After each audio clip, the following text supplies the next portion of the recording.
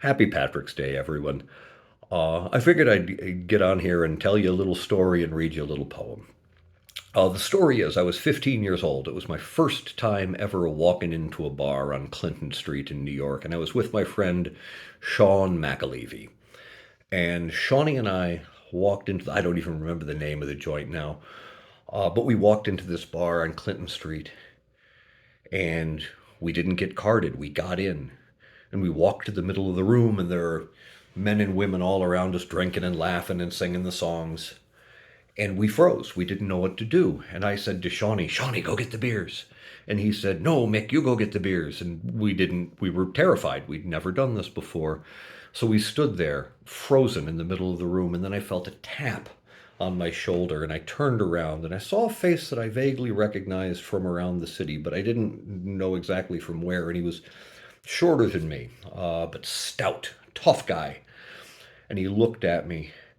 He's got a Irish cap on and he's got a pipe, which is what he had tapped me on the shoulder with. And he looked at me sternly and he said, I know you, boyo. And I froze. And he said, and I know your father. And I thought, this is it. I'm going to be grounded forever. And then he breaks out into a smile and he says, how very nice to see you. What are you drinking?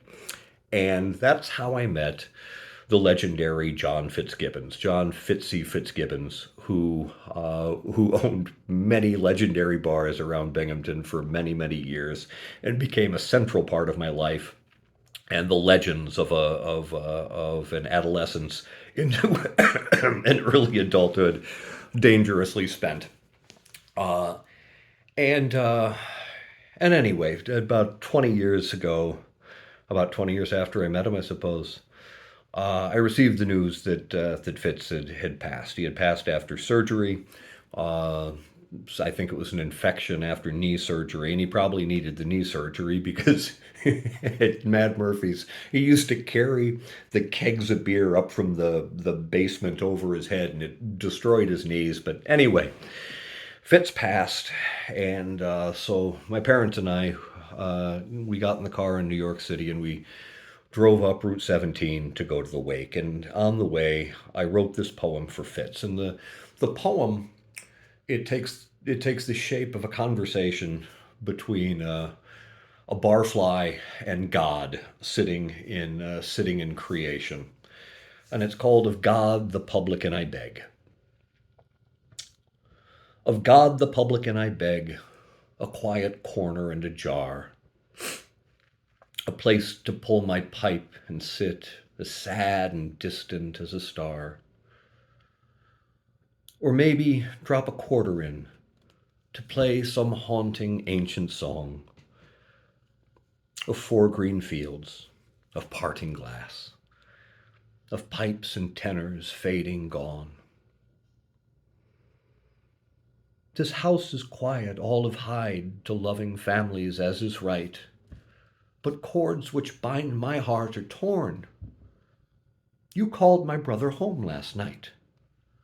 You called him home, and I'll not say he's in a better place, I tink. He should be here, you feckless God. Forgive me, friend, must be the drink. But I'm at a loss, my barman lord. He should be here, this empty stool. He should be telling me a tale or gamely playing at the fool. It's quiet when the crowds are gone, and you just working towel and glass. No words you've spoken all this time. You're queerer than they say in Mass. I kinda like you silent, sir. I guess you called him mostly right, but there's a wrong you'll never mend. Fitzgibbon should be here tonight. Fitzgibbon should be here tonight. Then booze would flow and women dance. Fitzgibbon should be here tonight, and then, by God, we'd stand a chance to beat the sadness of our days, our hollow jobs, our careless sin, to find a purpose in the night, to raise a glass, to toast a friend. Fitz was here. He was always here. You've no damn right to take him away. There's poverty about this bar. It's too damn much to make us pay. He didn't take offense at this. The god of drunks has patience great. He filled my shot glass one last time and said, "So Fitzgibbons was your mate?" I drained the cup and gave a nod, stood up and asked him what was due. Then he touched my shoulder across the bar. "It's on the house. I miss him too. Sláinte, happy Padraig's, and here's a glass raised to absent friends. Peace and love to you all."